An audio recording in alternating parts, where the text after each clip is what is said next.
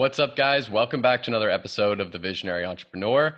For those of you listening for the first time, this is a podcast where we interview entrepreneurs and high performers and try to extract their business insights, but also how they go through their career and be happy. And we're sharing our journey with you guys. So let's get into it. I told Dane a bunch of stuff about you, about your mission, about what you do, and outdoor industry is something that we haven't really covered yet, but we're both really passionate about. I think people have to get away from the classic idea of just mindlessly putting your hobby into a business. Like, oh, I like surfing. Let me be a surf instructor. I think, like, for me, most people don't actually know what their true why is in life, what their true purpose that they want to pursue. And okay, I enjoy the outdoors, so I might pursue it as an avenue to make income, but it's never going to be as effective as a business model unless there's a value that comes across with it.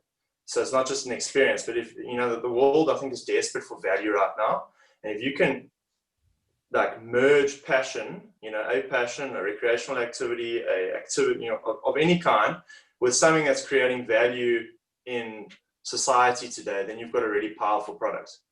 And I think I used the analogy with you when you were here in Flex, Nick. My nail is personal development, but my hammer is adventure tourism. So I'm not using adventure tourism as my business model. My business model is that there are people that are lacking direction in life. They don't know who they are. They're trying to figure it out. And what's a high intensity, self-reflective way that you can get them into their own space, into a journey of self-discovery. But my journey is a physical journey, but it's actually a journey of self-discovery, but I'm using adventure tourism and I'm using my outdoor interests to connect to people's true selves in a way. So that's the sort of recipe I'm trying to merge my passions with my primary passion, which is people development. It's not enough to just provide an experience anymore. You have to really provide, and we spoke to our last guest, David Rodelis, about the same thing, which is to be successful, all you have to be out seeking to do is providing value. It's not enough to just do something that you like. You need to do both, right, to be successful. Yeah, for sure. And I think if you can, especially if you can create like a nice platform that you can merge the experience to something that will grip you and will take you forward. So I mean, the one thing I was thinking on the way here, it's an idea that I've been pushing for a long time. I had a conversation quite recently, at the end of last year, actually, it wasn't that recent, with Matt Bromley, who's a big wave surfer from South Africa. He's probably our leading big wave surfer. And he did a talk about dealing with his fears, So, and he's a big wave surfer. So he needs to deal with his fears in a very specific way. He's got to develop his mind in such a way that when he goes into a high performance zone, his mind is in the right state that he can focus and he can connect his cognitive intelligence, his emotional intelligence, and his somatic, his body intelligence in a way that synchronizes. But, when you see it in isolation just with Matt Bromley, you think, oh, that's specific to that person. But every person is dealing with fear responses. Every person is whether it's your next job interview or the girl sitting at the end of the bar, that you need to pluck up courage to go talk to. Those are all might be life-changing, experiences in your life. And like for me, like this is an example how you can use outdoor, adventure tourism. Is like, okay, you've never climbed before. You've got a natural fear of climbing. Let's get on the road. Let's try it. Okay, what are you going to do? You've got to figure out this cognitive problem, but your emotions are connecting with you. Your body is reacting in various ways, and now you've got to try to line them all into one line and operate it in a high performance level. And I think that's interchangeable whether you're a top athlete like you guys or in business. So that's just like one example how you could use like an experience as a form of even cross-training for high-performance outputs of any kind, whether it be business or sport. Yeah, That is very, very true. I'm connect very much with that. I mean, your story is also quite interesting because you sort of started out with the classic marine biology The classic, route, yeah. you know, trying to be a good student, and then I think you said that you wanted to be a teacher and you wanted to share your love for the ocean with with everyone and with your pupils, and then you realize that, you know, just being the classic teacher, marine biology teacher, doesn't really do it for you anymore, and you went on your own way. I mean, does that resound with you? Yeah, so I mean, I don't know where you guys were when you were entering university, Hmm. or college or so, but yes, I had no clue what I wanted to do. I had like no clue, but I had this passion for the ocean, so and the sciences. So I thought, oh, let me pursue something in marine science. Did the course, and naturally thought that that was the direction my life was going in. You know, like, Hmm. okay, I've got, I've committed 4 years into this direction, sort of got put on train tracks that I didn't know where they were leading to, but it seemed like the right decision. Um, and by the time I finished it, I was like, phew, it's a tough industry to find, functional work in. Otherwise, you either stay in academic and you get not paid much, and it looks glorious because um, every marine biologist has a photo with their study animal, with their little penguin or their dolphin or whatever. But one thing you don't realize is 3 weeks in the field and probably 6 months doing data analysis in the lab. So it's not as glorious as it looks. And I quickly learned that. And I had this opportunity to work with students at this program called Quest Africa in South Africa, which was a sort of a school leavers adventure program, year-long program.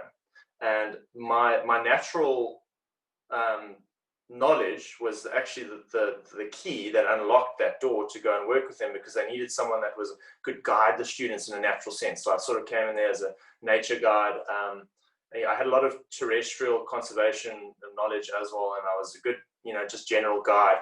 Had some guiding experience, guiding people in South Africa. So I went into that job because of my natural skills. And as I was in the job, I realized, like, I'm less passionate about the natural side of things. I'm more passionate about the people. And it was this huge transition in my life, because it was like, oh, I thought, oh, this might be a cool, just a little filler job. It would sound, the guys go rock climbing, they go surfing, they do all these crazy adventure activities. You're working with young students that are developing, this strong emphasis on character development. So I thought, oh, I'll do this for a few years, and then I'll get back into the science. And while I was there, I just realized I was far more passionate about people than I was about the actual sciences. And yeah, my story goes that I got comfortable there. So I thought, how do I merge my passion for people and my passion for science? And I thought teaching. Went and did teaching, and I hated it, because teaching was still focused on you learning some knowledge. And I was more interested in Dane or Nick, like, how do I optimize your potential? How do I Hmm. optimize you? Like, I don't want to get you excited about photosynthesis, as a biology teacher. I want you to, I really want to connect with you, and how do I get the best out of you? The irony of the situation is once you get the best out of a person and they're more invested in themselves, guess what? They're more invested in the people around them and the environment around them. So I always say the best conservation is personal, development. You develop a person, they're going to care about the environment they're living in a lot more. I think that's the one thing we've missed.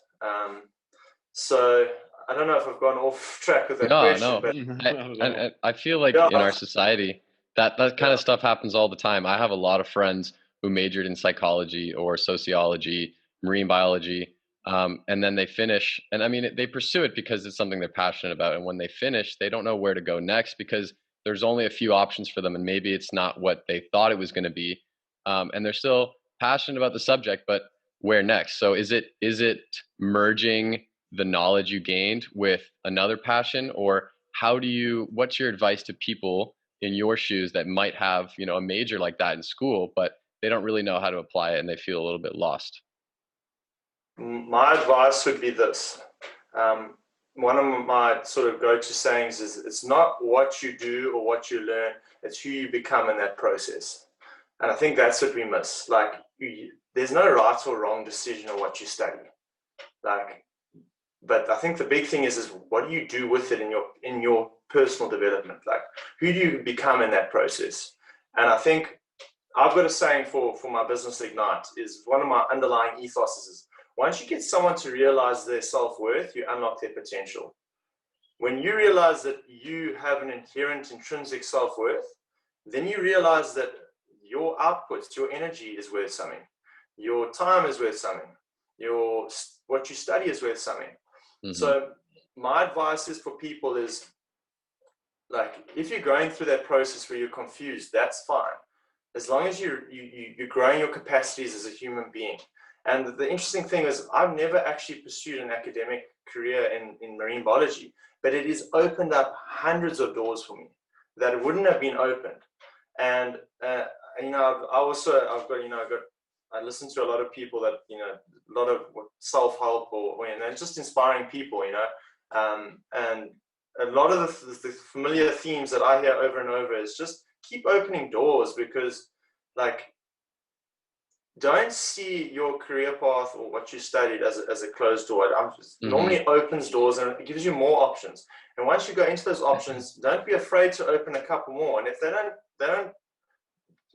don't make sense, or if you open another door and it doesn't resonate with you, then keep opening, because I've been stumbling over different things. And now I'm starting to realize what my true passions are. Now I'm starting to realize what path I want to sort of direct my efforts and my energy, especially in a financial sense, but in a life sense, my core drivers.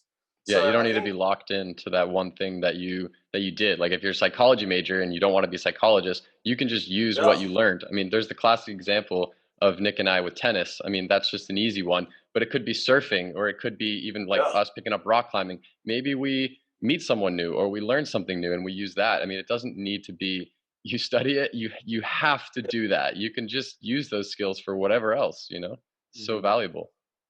Yeah, and one of the things I'm just thinking about that as well. I mean, your guys are a great example, because I think you've been able to network using this tennis thing so well. It's been an incredible network for you. Whether you have a success as a tennis career is one thing, but think about how you've connected with people with tennis. Like, seriously, for sure. If I think about all my recreational activities, like surfing, rock climbing, whatever it is, fishing, like, there's people and there's networks that's all pushed me into. Sorry, just going back to the original point was, it definitely, it's such a great tool to help connect with people, and it opens connections that I don't think would be there unless you tried it, But yeah, sure. Coming back to the one point is this: it's just, I think we're living in a society where we so want to be comfortable and organized and controlled. And that's why someone leaves school and they need to have this like 10-year plan. And it's got to be like, okay, I need to get these marks at school so I can get into this college. I need to get into this college so I can get into this major. And once I get into this major, then they see this train track going. And it's a problem, because we've got this sort of culture that sort of wraps us in cotton wool, that tries to control everything. And now we can see like a year like this, where everything gets turned upside down. And people haven't trained their emotional and cognitive resilience to pivot and innovate and say, maybe this isn't the path for me. Maybe I need to try and look somewhere else. I think that's Nick is definitely, I went in that direction where I felt like I needed to be in a box and I needed to do the traditional path. But something I learned from Nick is that, he's never had that approach of, when someone from authority tells him something, he will question it. You know what I mean? I don't know if you want to speak about that mindset, because that has definitely helped me a lot. Yeah, I think I do, because I'm also done a life coaching course, and a lot of my clients that I deal with, I mean, the major issue you deal with people is probably the most central issue that I think a lot of people are struggling with today, is this increased sense of anxiety that is just prevalent throughout society. And all my clients have this various form of anxiety. And when I ask them these probing questions to try to find their triggers, it all revolves around one thing: them trying to create control. And I think what we need to do is realize we actually have far less control than we think. And what we should be doing is creating practices that allow us to grow our capacities to be out of control, out of our comfort zones, pushing our limits as human beings, whether that be physically, emotionally, cognitively, like, I think that should be a conversation, especially within educational centers, some schools, they make everything feel so safe that you just go through the schooling system, that you never ask, like, what is outside this realm if I open my thinking? I mean, I also admire the way that Nick also just is looking for different avenues and different things. But for some people, that's really hard. That's against their grain of nature. And what's the way to develop that capacity is to do things like, and it could be today. I say, what can you do today that is outside of your comfort zone? What is going to be on the edge of your limit? You could just do just 1% further. I think that's one of the main things you try and communicate to your students, as far as I know. I think if you show them that, I think, and the together with the self-worth and sort of losing control a little bit, or losing the need to control everything, I think those are the two main values that you add to your students when it comes to your Ignite program. Yeah, that's huge for sure, because for someone like me, I'm a 100% control freak. 100%. And I need to constantly get myself out of my comfort zone where I feel like I don't have control. Like, for example, 2 months ago during quarantine, Nick said, hey, do you want to go to this farm? We had our previous podcast guest, Sean McCarthy, and on face level, it's something that's different for me. It's something that's out of my comfort zone. But I have found since quarantine started that just saying yes to things that I might feel uncomfortable with. I didn't really want to be in front of a camera before. I didn't like posting things on Instagram about myself.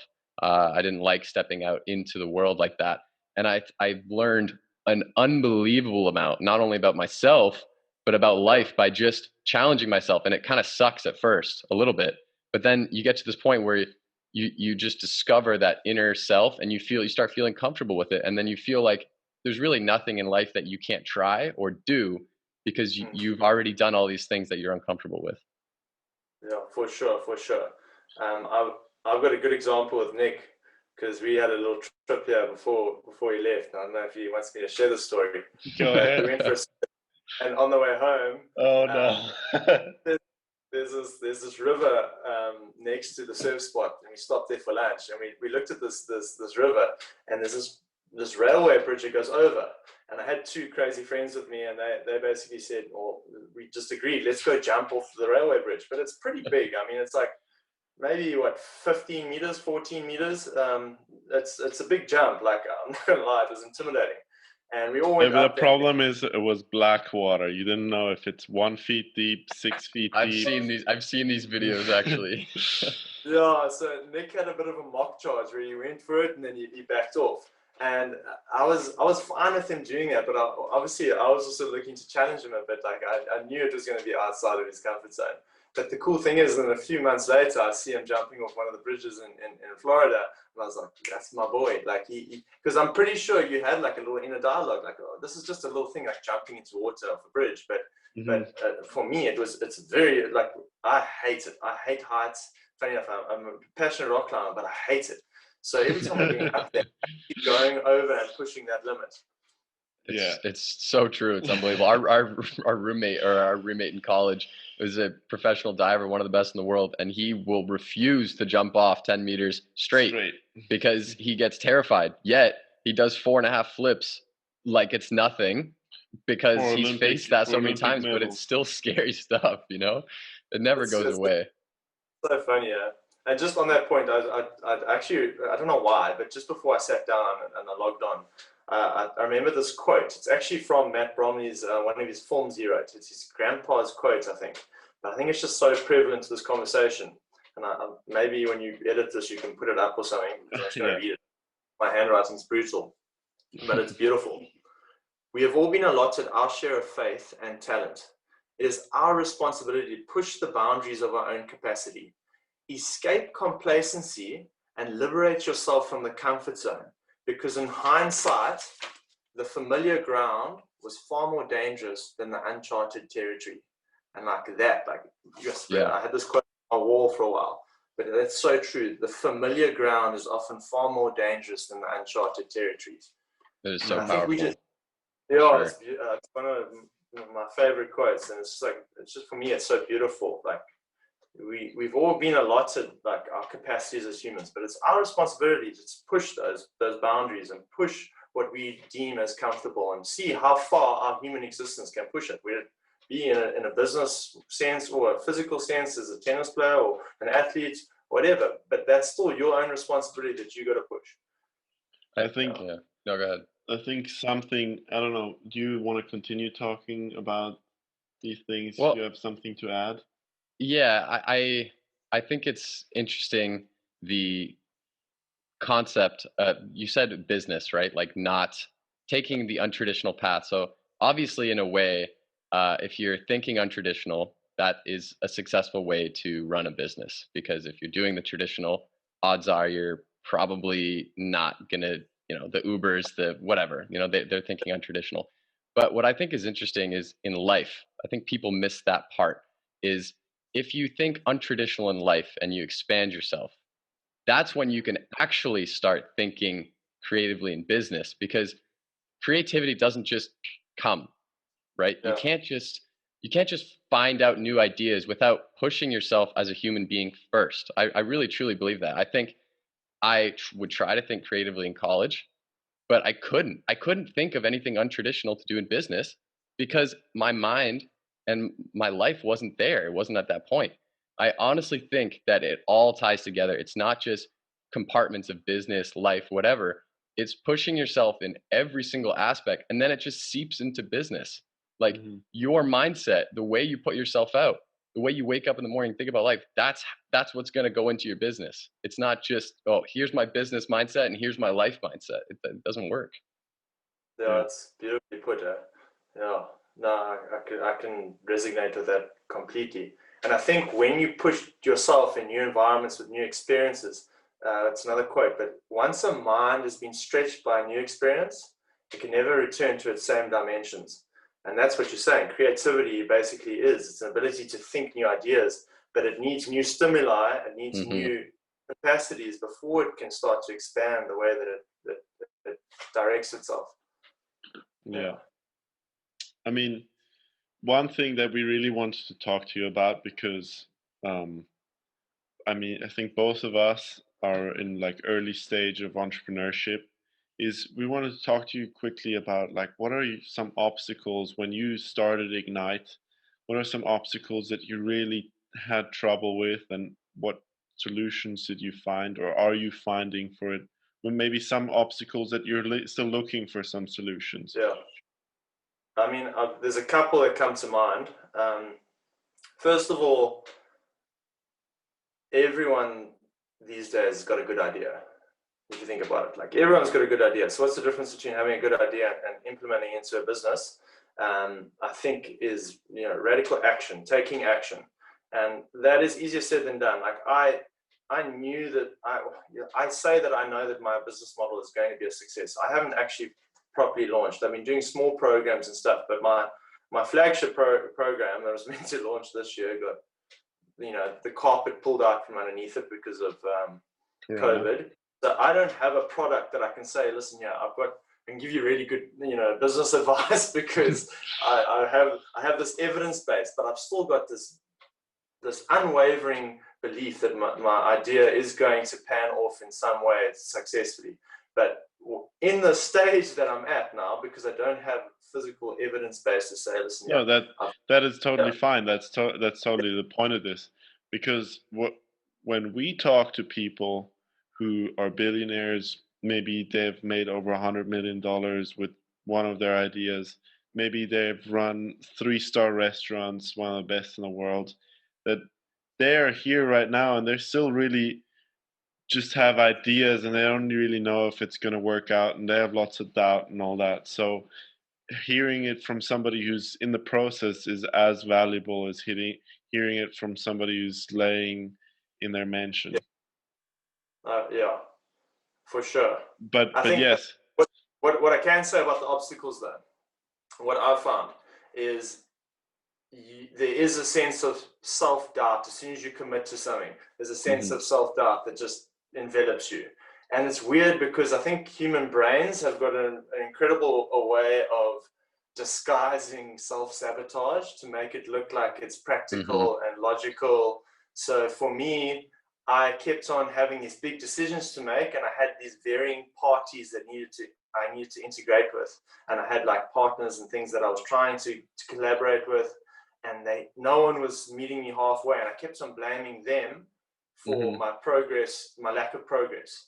And after a while, I did some self-reflection. I'm like, you're actually scared that if you really commit to this idea, you might fail, and you're using other people and circumstance as distractors to yourself to self-sabotage your progress, to prevent this underlying fear of potential failure. So that's one of my inner struggles. I've got this sense of, I've had so many people say, oh, I'm sure this is going to be a success. And it actually builds a sense of expectation, that, the social expectation. I'm worried, like, am I going to fulfill what people think my business is going to be? And that fear of failure has manifested itself in weird ways that I've been very disguised in my sort of self-conscious, I need to make the decision, I'll do it, next week. It might be procrastination, or it might be blaming circumstance or COVID. In this time now, so another obstacle I've had is, in this time, I've gone back to a guiding job. I've been working at this farm doing this adventure-based tourism again, and it's very much using the same skill set that I'm going to use for Ignite. So I'm very excited that I'm developing my skill set, but I've had the comfort of a salary again. And there's a wonderful quote I've also got written down. It says, a salary is the bribe you pay yourself every month to prevent you from pursuing your dreams. And I think that's so true. Like, the comfort of a salary is now, it diminishes your ambition, because, I could afford those things now. I don't have to worry about that. Whereas in the red, with startup costs for Ignite, now I've just gotten back into the green, and now suddenly I'm like, I've got cash flow. I can go buy a new surfboard. Comfort is nice, yeah. I mean, I'm in a position where, in a weird way, this is kind of like a side hustle, but it's not, because it's a passion. So I think as long as it's a passion and not something that you're just scared to pursue. But I experienced that kind of, like, one thing I wanted to ask you about is even doing something like this podcast and some other ideas that Nick and I are pursuing. You go through tons of ups and downs. One day you feel like this is the greatest idea ever and we're going to be successful, no doubt about it. And then the next day, one tiny little thing is off, right? One person tells you some small criticism, or some suppliers like, no, we can't do it. And you're like, this is the worst idea ever. It'll never work out. Or you find a competitor and you're like, they're doing the same thing as me. I'm screwed. Literally. And it's day to day. And then the next day, it's like literally a roller coaster. And I don't know how to deal with that. I don't know. That's where the control freak comes to show. It's true though. It's so true. Like, I will go through these crazy swings where I'm extremely, this is it for sure. Yeah. And then the next day it's like, man, like, are we doing the right thing here? You know what? One of the things I've learned in the hard way, and I can self-identify with you so much there. And it's your ego. As soon as your ego gets attached to these identities that you make, so whether it's this podcast that you're doing, or for me, Ignite, when my ego is too closely linked to my business identity or personal identity, then there's always drama. Like, and you see that everywhere. Like, as soon as an ego is attached to a strong mindset or belief, whether it be religious, veganism, like CrossFit, there's drama. Like, with guys they've got too much of an ego attached to that identity. And for me, like, guys give me criticism. Suddenly I'm like, what do you know? And the human spirit can be so fragile when it's in an ego state. Like, and I don't say that I'm accusing you of being in an ego. It's very true though. It is. But for me, that I am often in this. I realize when I'm reacting to things, that I'm in an ego state. Like, the ego is way in control, and I'm not in my sort of true self. And the nice thing with it, and I think and this is just going back to Ignite, but I've had lots of obstacles now. But the one thing that sort of grounded me is I'm so sure that my end objective of Ignite is helping people and in giving them value is so rooted in my sort of core beliefs that the little superficial peripheral things in the business don't influence me as much anymore, because I know what my end objective is. And I think that's what also flusters people, is when they don't know what their core reason for what they're doing is, if they don't know what that why statement is, then often the small little criticisms and decorations to their business are the things that distract them and get them triggered. Yeah, I can stand. Dan and I had that realization, I would say, I think 3 weeks ago. It's still a constant effort to remind yourself, but man, I think what you said about blocking out all the other stuff is unbelievably true. Yeah. Like, you have to have zero judgment and cut all the distractions out, and just day to day. Like, I can compare it to kind of like a tennis match. If I win a tennis match, I feel great. If I lose a tennis match, I feel like shit. Yeah. And it's the day to day of, well, there's a good thing that happened, so I'm pumped, and then there's a bad thing that happened, and I feel like my business is in shambles. And I feel like you have to cut that out. In tennis, the end goal is we're gonna have a good season, or we're gonna be really good in 2-3 years from now, or whatever. It's an overall goal. Instead, and day to day, you're not thinking, well, I played bad today, so I'm a terrible tennis player. I feel like cutting out all the rest and not judging something as good or bad. I mean, just neutrally thinking it is what it is, and you're just constantly working with consistency. The tennis players who judge themselves on a day to day, including myself, I did that a lot. Yeah. You just end up going in circles for a while. Yeah. As soon as you can quit that day to day judgment and you see your why on a long term, that's when you really make the progress. Because there's not true confidence, right? If you're really judging off results and judging off wins and losses, then you don't have real confidence in what you're doing, because it's all material. It's not inner, right? And I think that's the same for business. Boys, I'm sorry. Like, what are like the results? We already talked about that, but like, what in detail do you do with the kids? Like, how do you challenge them? Like a little promo video. Like, imagine what to expect. What are the secrets? Like, not secret. There's a part of me that wants to explain my whole methodology. There's a part of me that as well. One of the secrets is that people come in there with no conceptual framework of what's going to happen. Because as soon as you start to we live in a society that's so desperate for details, Yeah. You're going to go to a new restaurant, you're going to pop up your phone and you're going to get a review system from, the closest restaurant that, in the closest 5 kilometers, and you're going to probably make your decision from those reviews. And for me, we've lost mystery in a lot of what we do. So one of the things, even Dane now, imagine I said, Dane, listen here, I need you to pitch up in South Africa in a month's time. Here's the kit list. You'll be here for 6 weeks. Enjoy the ride. Like, he's probably going to be like, I'd be shitting myself. His, the states of trying to get everything, his productivity up and his efficiency, and maybe he's a bit OCD, I don't know. But for sure. Like, that in itself is a comfort zone challenge.